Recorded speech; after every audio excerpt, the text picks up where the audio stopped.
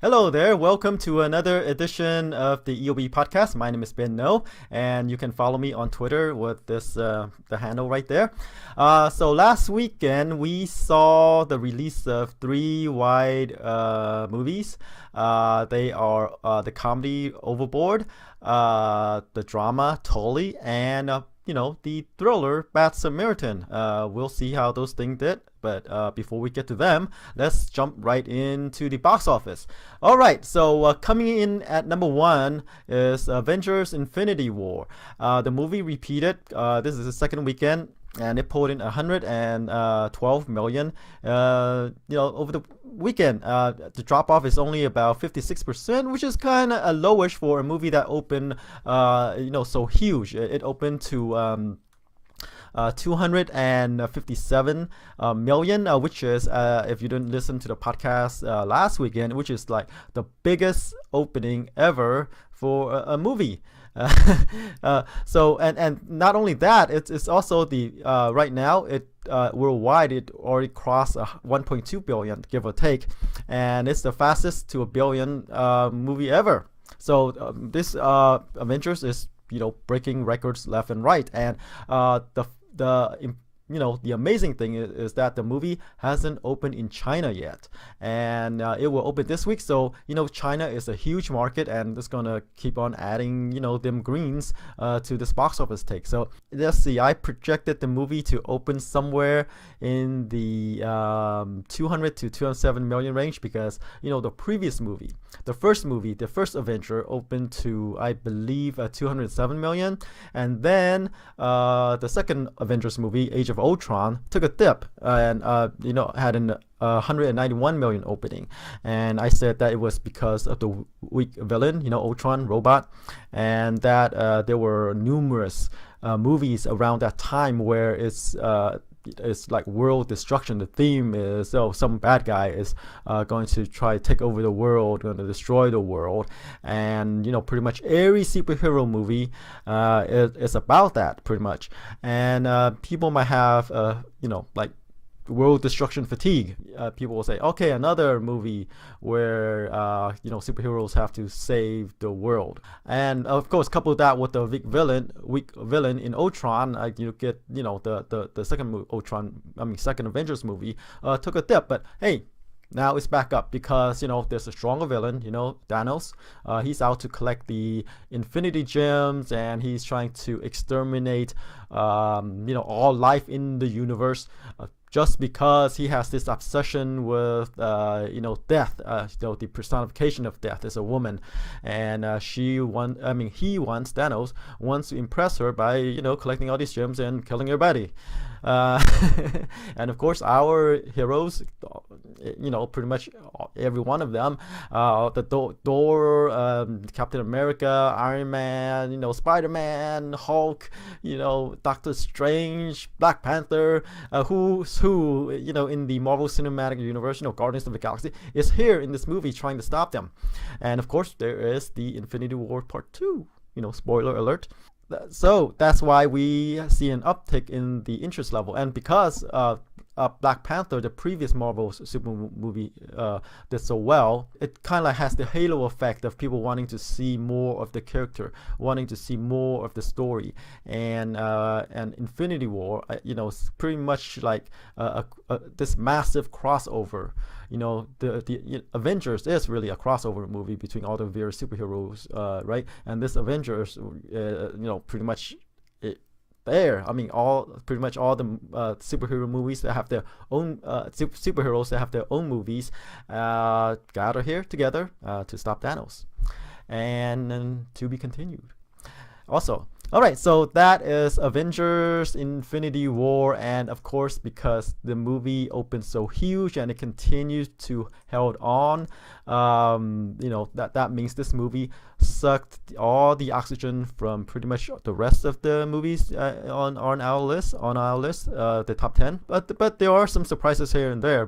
And this is another this is a lesson. Avengers Infinity War is a lesson on why you don't want to release these big budget movies head to head, especially when they target the same crowd, same audience, because hey, you're gonna lose huge. So that's why we're gonna see the box office getting lower as I go down the list. All right, let's move on to number 2. Have we talked enough about Avengers? We'll talk more about the Avengers because it'll stay in theaters for a while. Since it opened so huge and the hold is pretty good, we'll continue to talk more about it because it continues to stay on the top 10 for the next 7-8 weeks or so. In any case, that is Avengers Infinity War. All right, let's move on to number 2, which is one of the new releases last weekend. A movie called Overboard. Is a comedy, and it is a remake of the Kurt Russell and Goldie Hawn 1987 comedy of the same name, except in this remake, the roles got reversed. It's the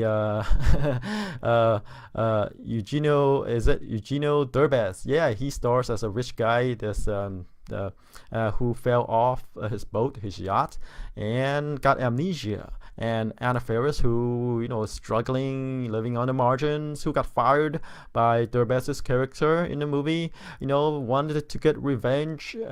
Teams up with Eva Longoria, presented herself as Derbez's wife, and she put him to work, 2 jobs, and I guess comedy ensues. So this comedy is not well reviewed. There's 31% on Rotten Tomatoes, but hey, the audience liked it. It's an A- cinema score. So cinema scores where they they poll people when they get out of theaters after watching the movie, and of course preview screenings. And A-, it was just pretty good for a comedy. But critics, of course, didn't think much of it. But in any case, this movie surprises. I said the movie could open in around 10 million or so, mainly because of Avengers is still in theaters. Remember, I said that Avengers Infinity War is going to pretty much depress the box office take of all the other movies in theaters, and presumably it did so. The movie pulled in Overboard pulled in 14.8 million in his opening debut weekend, which is pretty good. It's more than my 10 million projections. Usually the best comedies relatively speaking open well, and usually do pretty well in theaters. Like How to Be a Land Lover, Instruction Not Included, Miracles from Heaven, and going back further to 2008, Beverly Hills Chihuahua. And I did my projection around there, because I thought it could open to around the same level as his other comedies, like How to Be a Land Lover opened to around 12 million. And I said, hey, there is going to be a discount because of Avengers, so I dropped it to 10 million. But hey, this movie did way better than I expected to do, and I think it did better than other people's projections, outside a couple others, right? So this comedy, and it is a comedy, it's going to be a good counter programming. Usually when there's an action movie in theaters, you want some something to counter that, and comedies or romantic comedies or usually the foil for those kind of movies. And Overboard seemed to be received well. We'll see how much of that is because of Derbez's fans, and how much it will drop in the second weekend, because this could be one of those movies that opened well but then experienced a huge drop off because the fans went out to watch it, and then none show up in the subsequent weeks. Could be one of those, or it could be like his other comedies that it'll stay in theaters, it'll perform modest.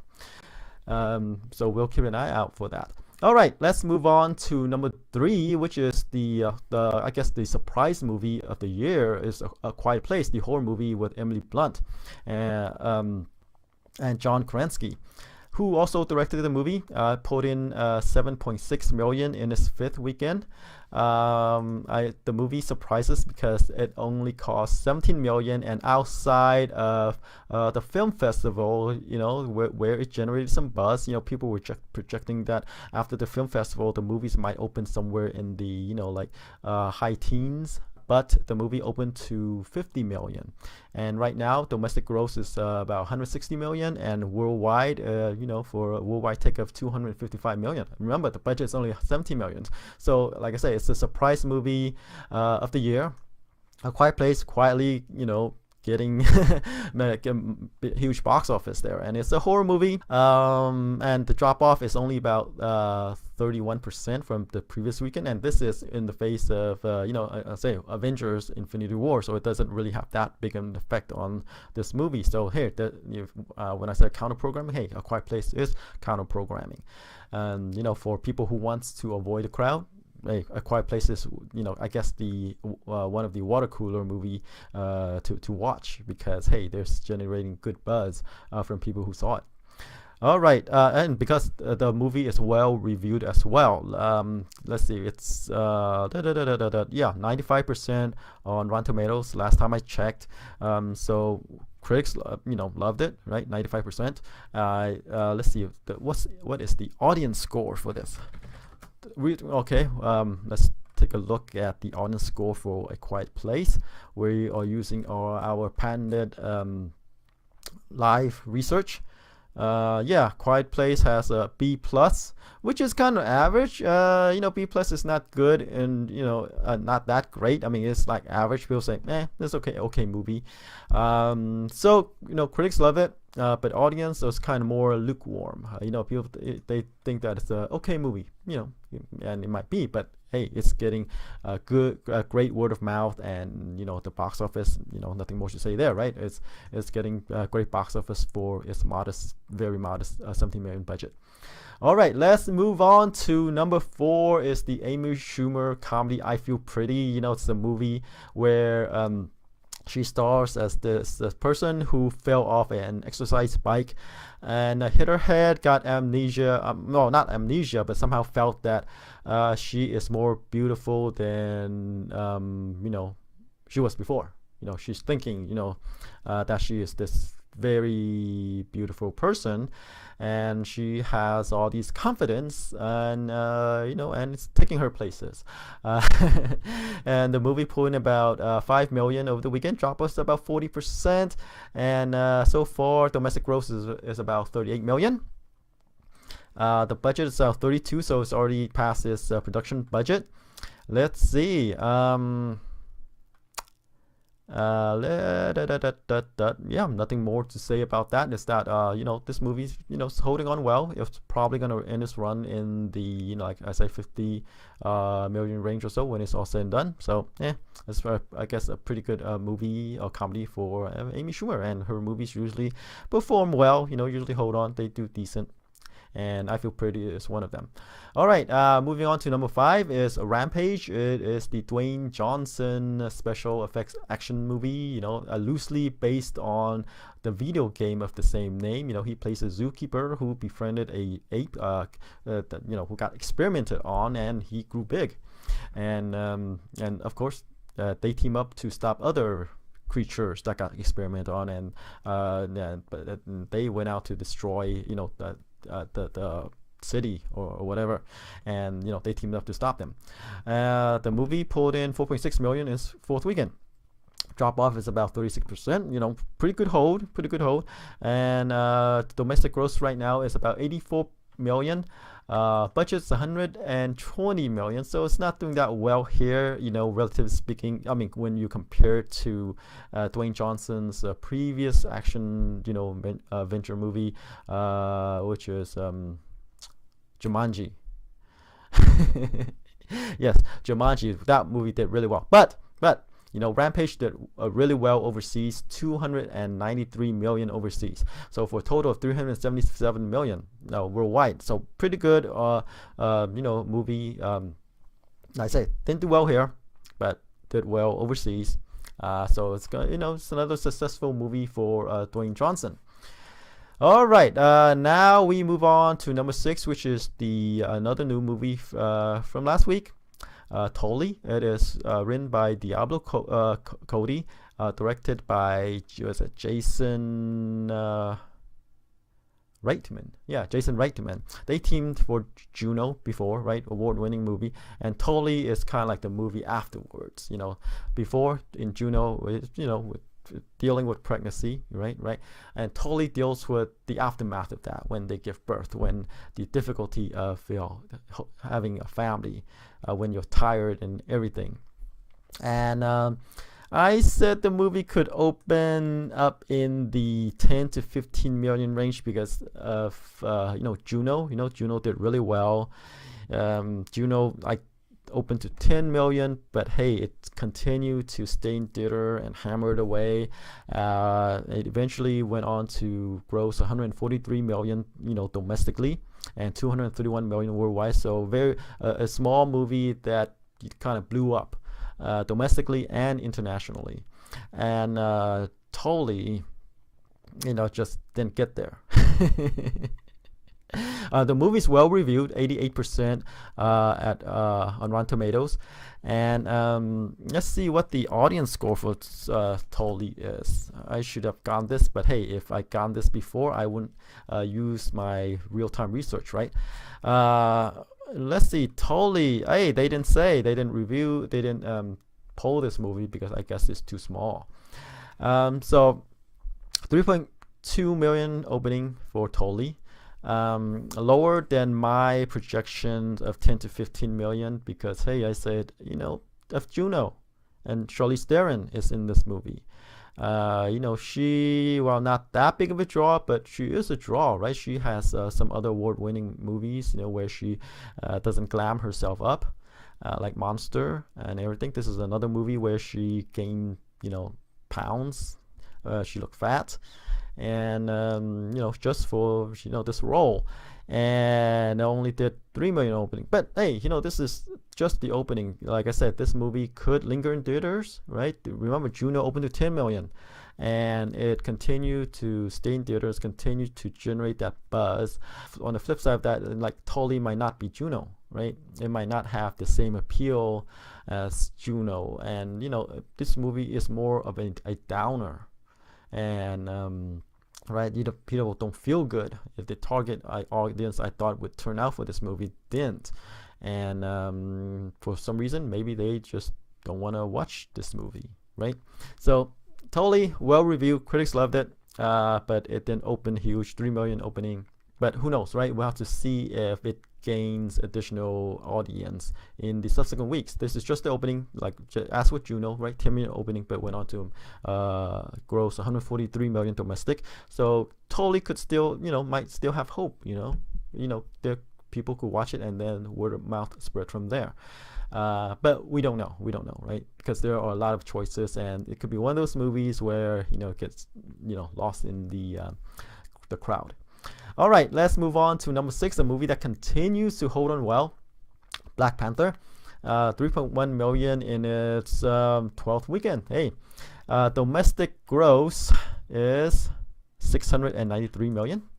And before the Avengers, it's like one of the highest opening movie, top grossing superhero movie, right? But still, it's pretty good. It's doing very well, right?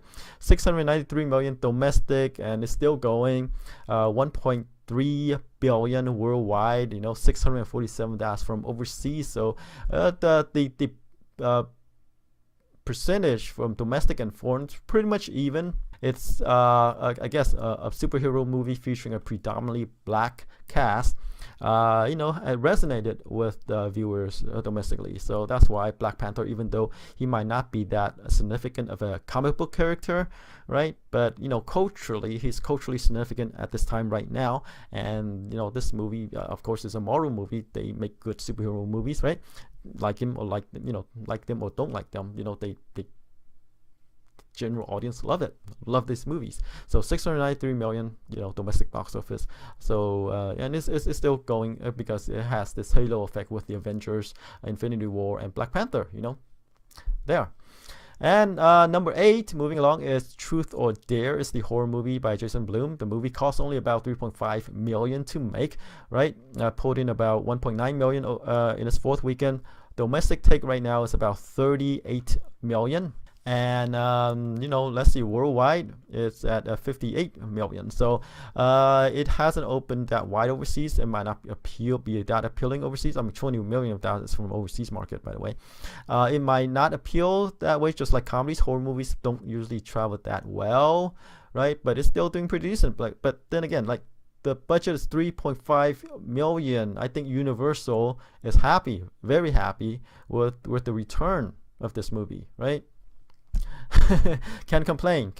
So another successful hit for Blumhouse production, another successful horror movies. I mean, it might not have a lasting legacy, right? But hey, if the purpose is right there to satisfy the cravings of theater goers wanting a horror movie, truth or dare, satisfies.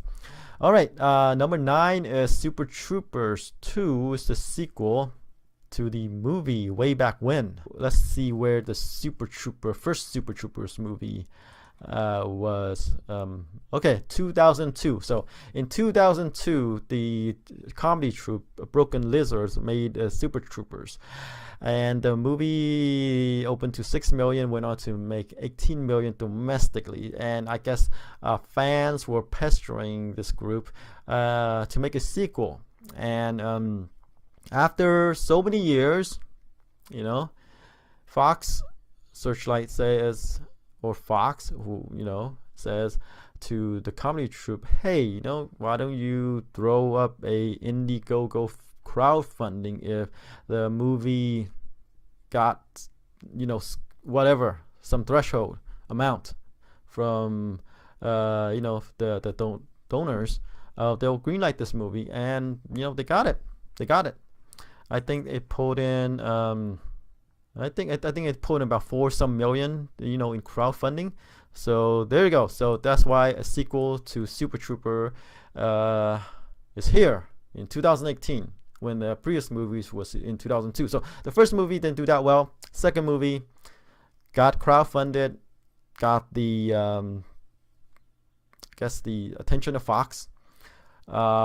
They made the movie for about 13.5 million according to Box Office Mojo. And it opened well. It opened to about 15.1 million. I expect this movie to open lower, right, because of the first movie. But I guess the movie got some fans through home video, and that's why they continue to pester this group to make a sequel. And they did, and they turned out for this movie.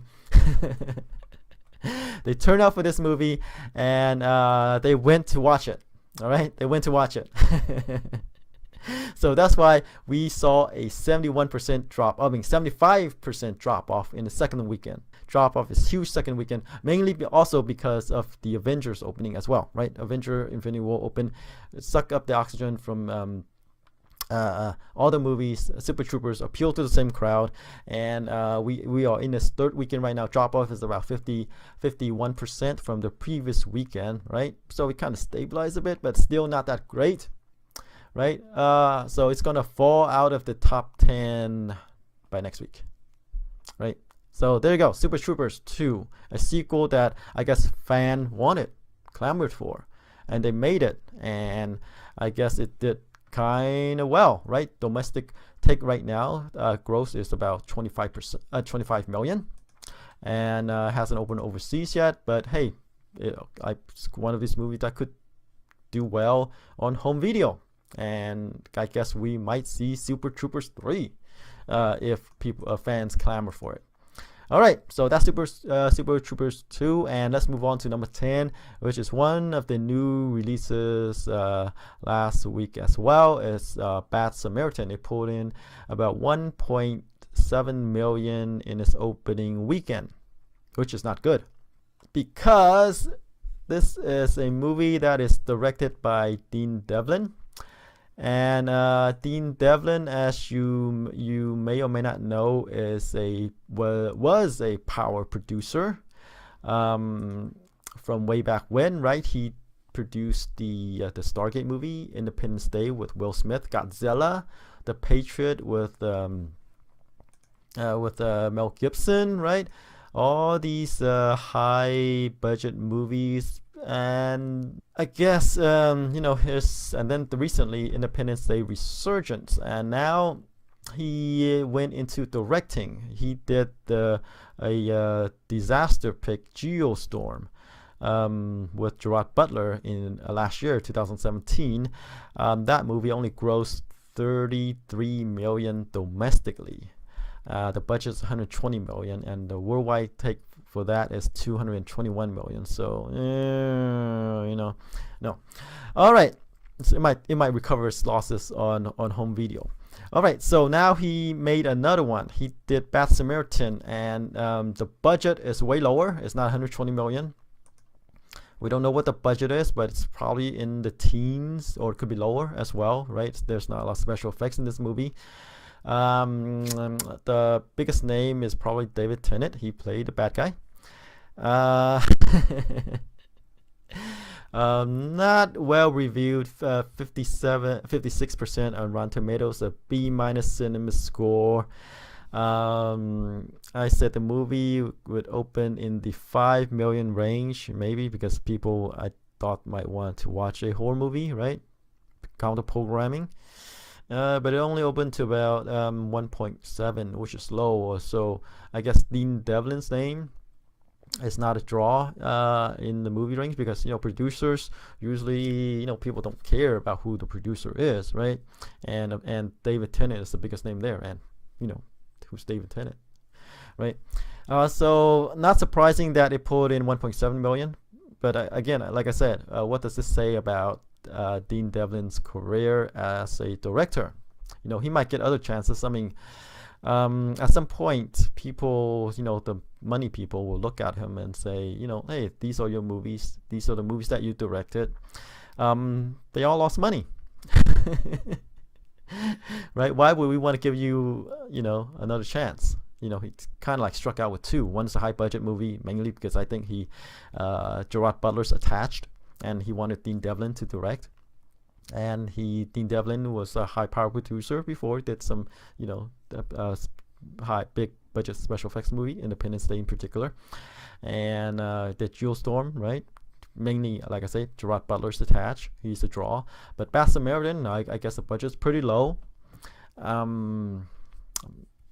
And with David Tennant, just couldn't cut it. It'll fall out of the top 10 next week, by the next podcast. And it's not going to recover from there. And I'm not sure if it'll even appeal. It could do well on home video. Like I said, people watch anything when it's priced right. But like I say, Dean Devlin as a director, he might have one more chance. Who knows? But outlook's not good. All right, so that's it for the top 10. Let's move on to the new releases this weekend. We have, I believe, is it 2? Yeah, 2 wide releases. We have the thriller Breaking In, starring Gabrielle Union, or you might know her as Dwayne Wade's wife, the NBA star, right? And then there is the comedy Life of the Party, written and directed by, or co-written by Bill Falcone and Melissa McCarthy, their husband and wife team, and directed by Falcone. So it's another team up between Melissa McCarthy and her husband. So she stars as a woman. Well, let's talk about the other movie first, right? Which is Breaking In. Let's start off with that. It's directed by James McTeague, who did 2012 The Raven, 2009's Ninja Assassin, and 2006 V for Vendetta. So he made his debut with V for Vendetta. And then Breaking In as his latest movie, director.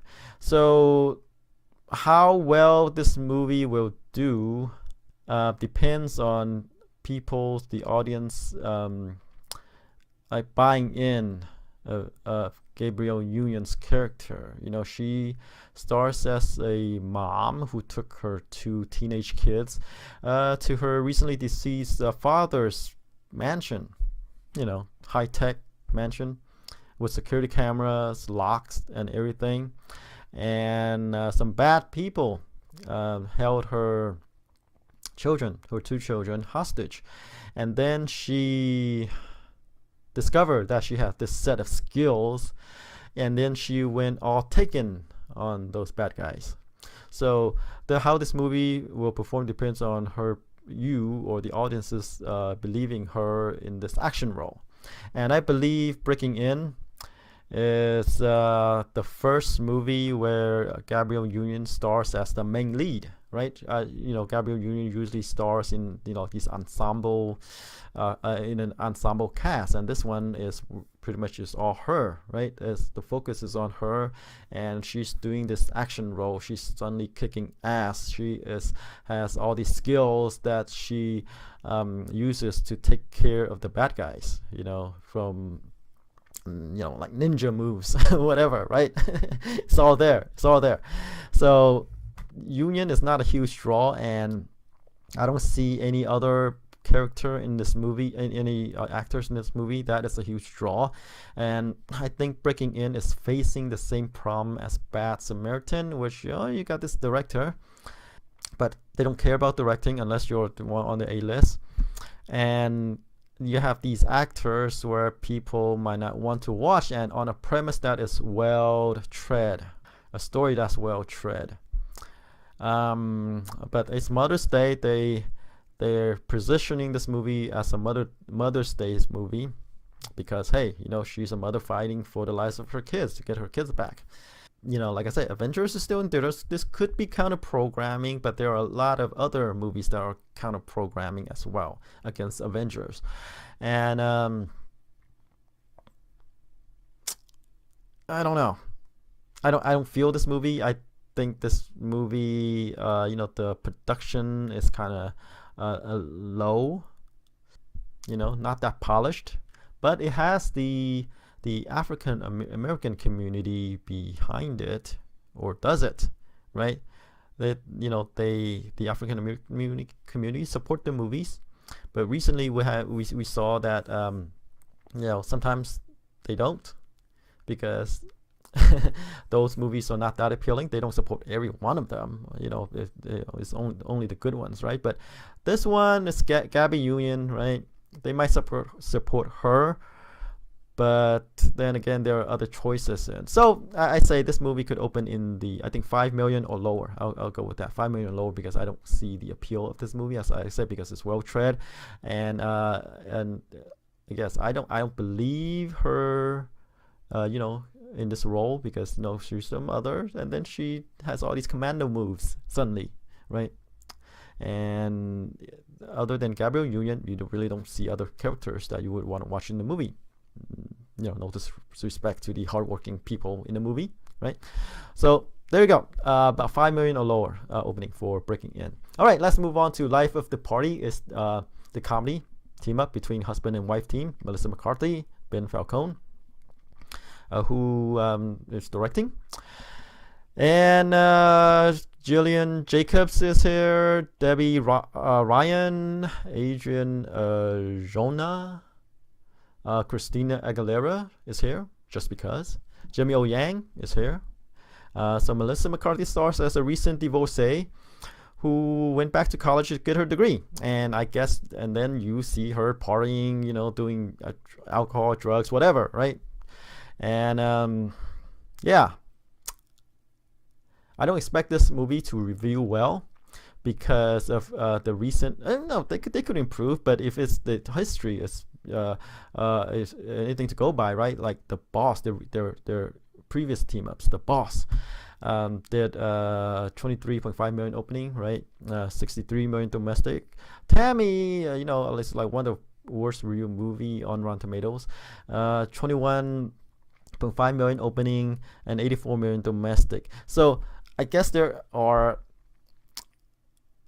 is an audience for McCarthy's R-rated comedies and Falcone's, and because of that, I think this movie will be consistent with her other of their other team ups, the previous two team ups.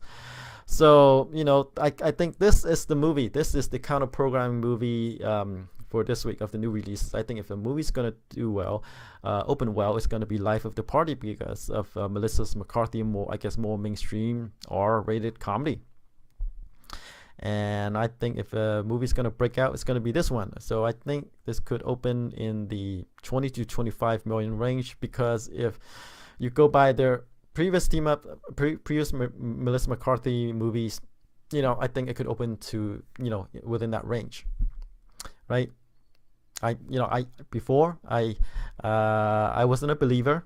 I underestimated her appeal, but hey, you can't go against data.